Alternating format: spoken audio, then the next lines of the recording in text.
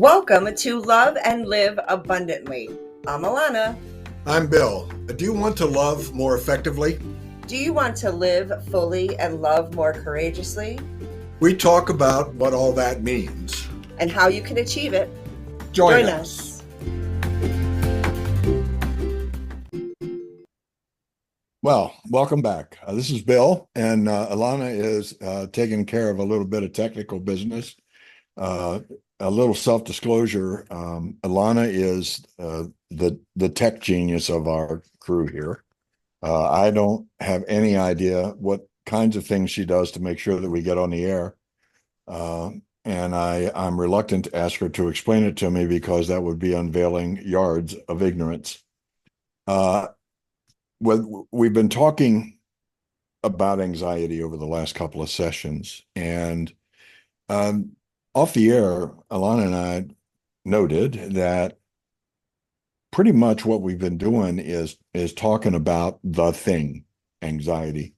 And it occurred to us that maybe what folks would maybe like to hear about, and certainly one of the things we would like to talk about, is not just what does this anxiety thing look like, but once you see it, once you've got it, once it's afflicting you, what are some practical kinds of things you can do to deal with it? And at the same time, Ilona and I were also talking off air about some things that were happening in our lives right now that may be related to this whole anxiety thing. And we thought, well, a little self-disclosure never hurt anybody. And we thought we'd spool some of our own experiences into that. Is that right? Did I get that right? That is correct. That is correct. And you know, as I was listening to the intro of our podcast, you know, and it was how to live more effectively, right? And I feel like that's really the juicy part of it, is we can talk about all this stuff all day. However, the most important thing is really, what do you do in your day-to-day life? What do you do when there are, you know, extreme stressors going on in your life, and you're feeling anxious, and what are some things that you can do? And so we wanted to, you know, share about some of those different tools and techniques. Way cool. Yes. Way cool. One of the things that kept popping into my head as we've been talking about anxiety is a personal experience with anxiety that I have been wanting to share because it's so illustrative of what anxiety is all about and about maybe something really practical to do with it. But in my youth, some good long time ago, I had a habit of staying up really late and partying and carrying on and reading until 3 a.m. and then thinking I could get up at 5:30 and no harm done. I also had the experience of being quite capable of sleeping through the loudest alarm clock made by man. And what would end up happening was that I would always, or for often, wake up late and then be in some kind of a frantic rush to get where I was going. You know, I'd, hurry up and get ready and get out and get going in. And what I discovered after a while is that even after I got better at waking up, after I got better at getting on the road, that the anxiety that I learned over time from doing that so often didn't go away. Some of the behaviors that generated it did, but waking up to anxiety had become a habit. And that's not uncommon. Nutty stuff that messes up your life can become habituated, and it sure did for me. And I realized, gosh, it's a bad way to start a day, for heaven's sakes. You wake up all geared up and anxious and a little bit nutty. Then I would wonder why there were times when I wouldn't remember what I had planned for the day and that I'd get off to a bad start. So I had been telling people who were my clients how to deal with anxiety. And I thought, well, physician, heal thyself. So there were two things that I did that really, really helped, and I still do them. Um, I realized that there were times when I would go to bed at night, uh, and I had gotten into the habit of thinking, what I gotta do tomorrow. Yeah, I mean, I would go to sleep anxious because God, we got this list. I got these things to do. Oh God, what I gotta do. And I decided that predisposes me to waking up anxious. If you go to sleep anxious, it also was affecting my dreams because I was having these weird anxious dreams. So what I decided was I really didn't have to go to sleep thinking about what I got to do. I could do two other things that I prescribed for other people, and I thought I'd maybe do them for myself. And one was to say prayers of gratitude. Because the truth is, I've had bad days, and in the worst of those bad days, there's always been something good that I should be grateful for. And then I've had good days where I've had a lot to be grateful for. And so I didn't have any trouble lying there at night. And instead of thinking about what I got to do, I would think about what I got to do that day. These are the things that I got to see and to do and people I got to meet with. And that really was a prayer of gratitude. And if you're not religious or anything like that, do it any way you want. But the way it worked for me was I said it as prayer. I thank God for those gifts in my day. That was one. And if I wasn't asleep by the end of that recitation, then the next thing I would do was to recount to myself the things I get to do tomorrow. Because although I had requirements for my time the next day, I also knew that there was some real fun stuff I was going to get to do. For example, last night when I went to sleep, one of the things I was grateful for was that I get to do this uh, stuff here with you, Ilona, and also what I get to do today was this episode. And actually, that was the last thing I thought about when I went to sleep. The truth is, there are still times when I have nightmares that I wake up from that leave me feeling all sweaty and scared. But most of the time, I wake up happy, rested, and anxious to get on with the day. And I don't mean anxious like anxiety, but fun anxious like let's go get her done, to coin a phrase. There's in my business, there's this thing called assessment of dangerousness when we recommend things to people. So there's some homework assignments I might give that I have to be careful about giving to folks because well, they can turn on folks. But saying I'm grateful and imagining what wonderful things I get to do tomorrow has such a low level of dangerousness that even if you don't wake up with anxiety, it's probably a good thing to try. But it worked for me, and it probably will work for you. I Uh, couldn't, I couldn't I'm agree. sorry, go ahead. Yeah, no, I agree. Excuse me. Every morning I am in the habit of, I like to get up early, when it's still dark out and people aren't attempting to reach me. And I do my gratitude, especially like within the first 20 or so minutes that we're awake because we're still in that dream state as well. And so being in gratitude during that time just really feels great for me. And you had mentioned to me many times before. I would say probably within the last couple of weeks, started doing the gratitude in the evening. Huh. And I also, I like to ask, for guidance. Mm, Um, and so, like there's a couple of things I'm looking it up here. Teach me and insert what you want to learn.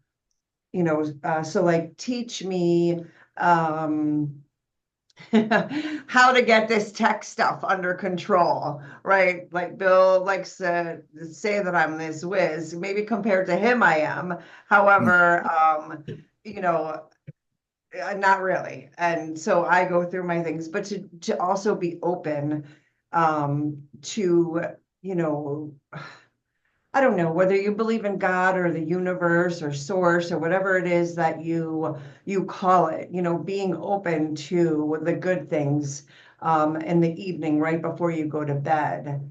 And then sometimes during your sleep, your subconscious is thinking about it. And then you wake up in the morning and then all of this stuff happens.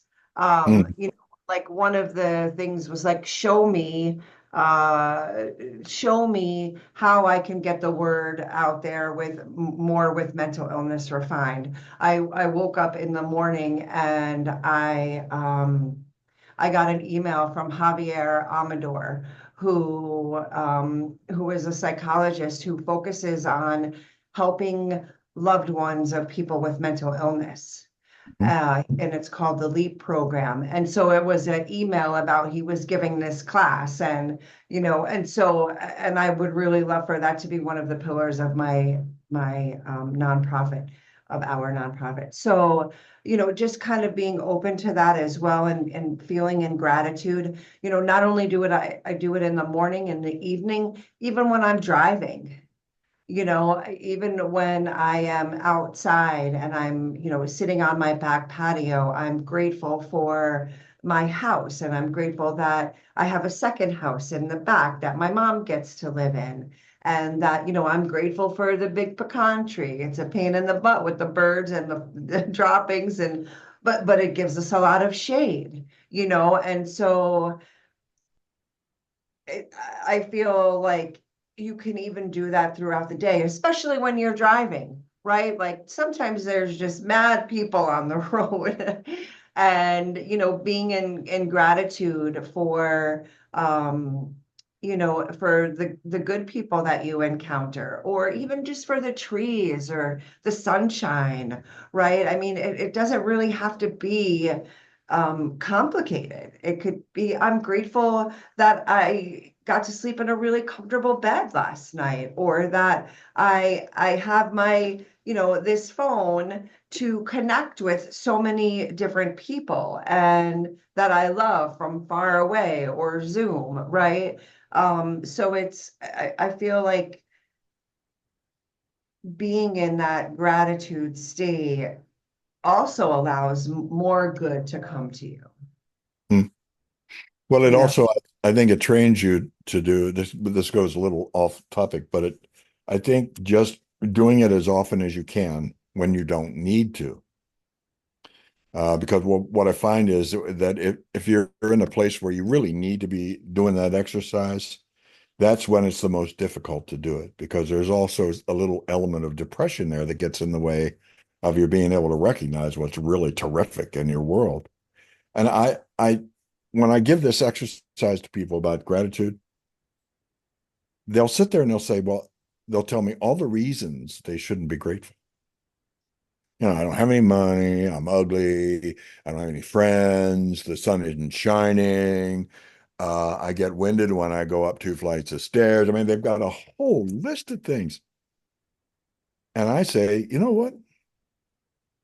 That's one list. On the other side of that page is another list. You're out of the habit of looking at the small things, little tiny things. Remember that a ton of feathers is still a ton. So it doesn't matter how small those things are.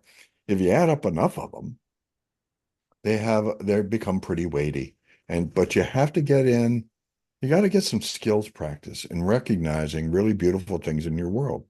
Little beautiful things. Now, the fact that you don't need headache medication right this moment may be one of them. Yeah.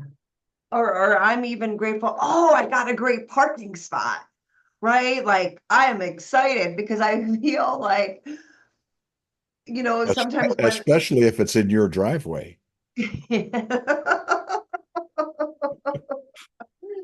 Um, but when I'm shopping, I like to do that, right? I like to be grateful even for the parking spot because I feel like then it even sets the tone for my shopping experience, right? Like I don't shop on weekends. It's stores are too busy for me. I don't like to be out. So I like to go during the week when, there's not so many people. And so I like to have a good experience when I'm in public. And so I feel like even being grateful for that parking spot that I get and the great people that I get to experience along the way. You know, Hmm. I mean, I could make a choice to think about all of the SH exclamation point T that's going on in the world, right? However, and I think that's one of the reasons why I don't watch the news. Hmm. I find out information. I feel like I know enough to get by, and and then like other people will will tell me the important things because I haven't watched the news in almost 20 years because it is just so depressing to me. I'm the person who like why didn't the Sunshine Channel work out? Like they actually at one point had a Sunshine Channel where there was all good news and it didn't make it because people didn't watch it. I would have been the one to watch it, right? That was the problem. They only had one person watching it. But how crazy is that? It's like people like to and back in New York, where I'm from, the night news was at 11 p.m. And here it's at 10 p.m. And it's like, why do you want to watch that crap before you go to bed? Right? Because then that is what is in your subconscious when you go to sleep. And so being more intentional and putting those if you want to watch the news, watch the 5 or 6 o'clock news. You could watch it even at 7 or 8, but not right before you go to bed. Like put those good gratitude thoughts in your brain um, but before you go to bed. Don't, do you watch the night news? Do you watch the 11 o'clock news, Bill? Always. Always. I do. Right? Like, what if I don't know, Because I don't like surprises. so watch the 6 o'clock news. That doesn't always, no, no, I'm sorry. That's not going to work. I have to do it before I go to sleep. Then there's no surprises. When I wake up in the morning, nothing's going to be there that I didn't expect. It's just fine. Then I'll go ahead with my drill and go to sleep. Works for me. Doesn't work for me. Um, I remember when I worked in crisis and we had a really, really bad call. I mean, it was traumatizing. And, I had gone to bed that night, like thinking about how hurt these people were. And, one of the guys had young children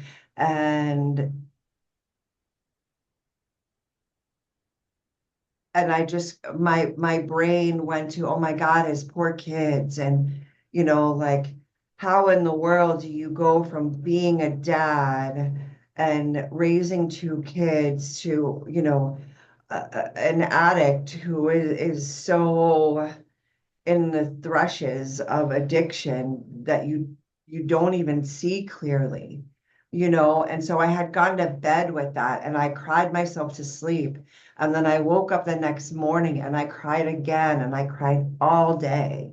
I mean, it was just horrible. So I feel like I might be a little more empathetic in that way, where like I feel people's stuff, So, watching the 11 o'clock news would not be, it's good for some people, right?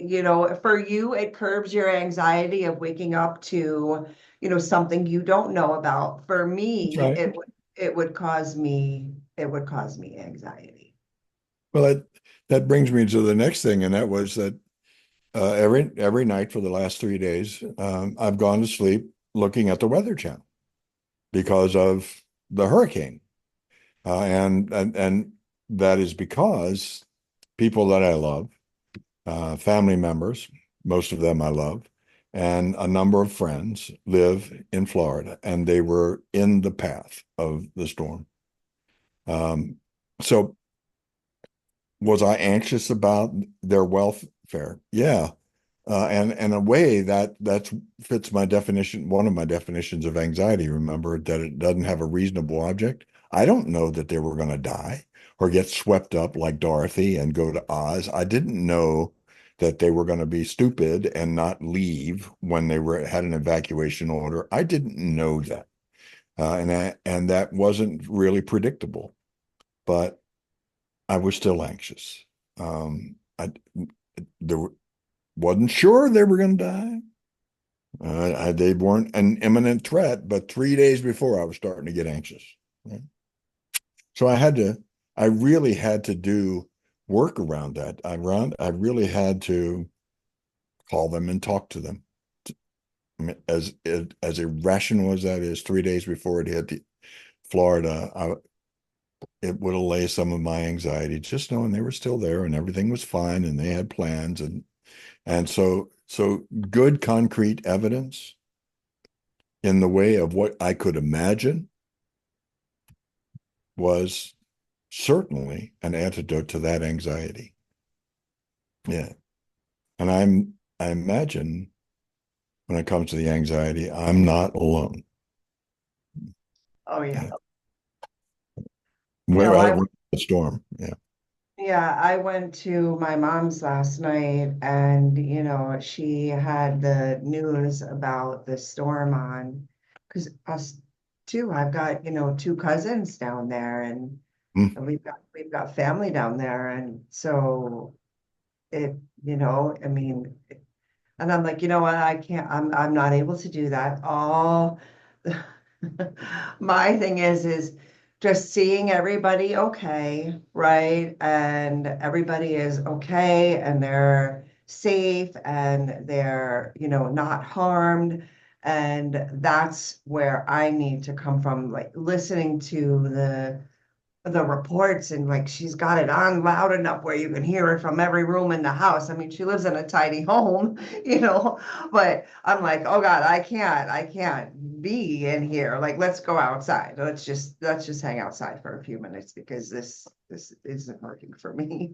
So yeah, that's how I deal with kind of stuff like that too, and I mean, I feel like there's a lot of things, I don't know if it's every day. I don't drive in rush hour, so to me, that could be very anxious in itself for people. I will schedule my time as much as I can around traffic.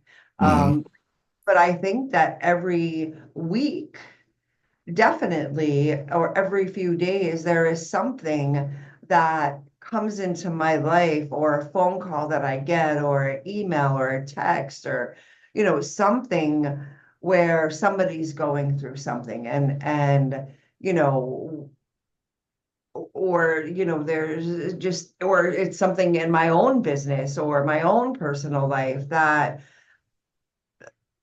could make me feel anxious. Hmm. Right. I mean, I feel like that's something every week for most people. And, you can be on the where it doesn't affect you at all to where it affects you, severely and everything in between. Yeah. Right. Many of us have the ability, like you just said, to partition that off. I've got this concern that's maybe legitimate, and it could cause me overwhelming anxiety that might generalize into the rest of my world. But maybe I have a set of skills that allow me to partition that off a little bit and say, I'll, what was her name in Gone with the Wind, Fiddly Dee. I'll worry about that tomorrow. What was her name? Anyway, um, some of us can do that, but for those of us who can't, then the only solution is to get right at it, right? And the fact is that if you can't get right at it, you can, in fact, this is a trick I taught myself. If I can't get right at it right now because I'm busy or because the roof just fell in or something, I can make a date with myself. You know what? That's an important thing to worry about. I'm going to be anxious about that, but you know what? I'm going to work on that. I'm going to worry about that Tuesday. But here's the thing. I've had people try to do that, but they cheat. And you can't cheat. If you promise yourself you're going to deal with it on Tuesday at 3 o'clock, then nothing is more important than keeping that date with yourself. Go ahead and allow yourself to be anxious at 3 o'clock on Tuesday. You might even unconsciously, between now and Tuesday, come up with some notions about how to bind that anxiety when you decide to have it at 3 o'clock on Tuesday. But you can say you can be a procrastinator in a really healthy sort of way, as long as it's not a little trick you play on yourself for postponing things, as in never looking at them. You really do have to be able to do that so that this second I don't have to be anxious because I know for a sure and certain fact that I'm going to it Tuesday at 3 o'clock. You You know, know, it reminds me of, oh, we talked before the show, my Facebook business manager, ad manager account was hacked.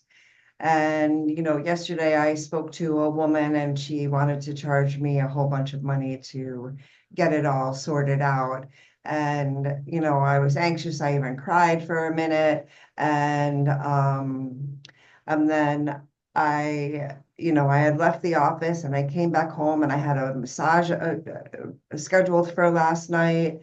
And I could feel the tension and the anxiety in my body. And I knew that if I didn't chill out, that my massage therapist was going to have a really hard time and there was going to be a lot of tension and tightness. And I mean, even though there already was, um, but that there was nothing that I can do right now. I know that there are solutions out there. Right. And then I said, okay, tomorrow, after I'm done with the recording with Bill, I will dive into it. I will, have a couple of hours where I will be able to spend on Facebook and do my best to get it situated myself. And so then I felt relief in that. you could You let it know, go for a few minutes. Yeah, it's like, Mhm. okay, it's not something I'm gonna fix right now. I don't have to fix it right now.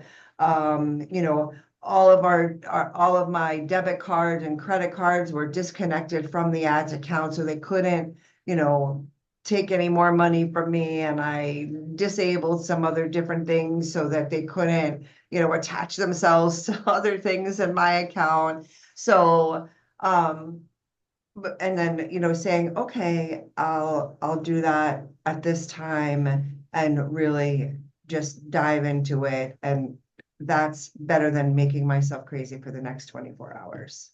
Yeah. And it's interesting that you display something that it needs to be said here, and that is that more than anybody thinks, the way you feel at this moment is a choice. It may not be one that you consciously made, but it is one you made. And if you made that choice, then there's just a possibility that you could unmake it or you could make another choice. Um, I remember years and years and years and years ago when there was this great therapist that I worked with who was trying to teach me how to be a little less arrogant and ignorant. Uh, um, introduced me to an idea of choice that, when I went into this business, I thought, well, people who have mental illness or who are mentally distressed, well, they just never have a choice about what they're doing. And uh, Vince said, you know what? About 90% of the time, that's just not true. About 90% of the time, people have more power than they let themselves believe. They just forgot how to make a choice, or they never knew. And so part of our job is to coach them how to do that. Well, and you bring up mental illness. The other side of that, though, is the anosognosia, where, right, people don't even necessarily know that they're ill. So if they don't realize that they're ill, then they're not able to make a different choice. That's Um, so so true. yes, yeah. And I'm all about, I mean, my one of my slogans for my coaching business is change your choice.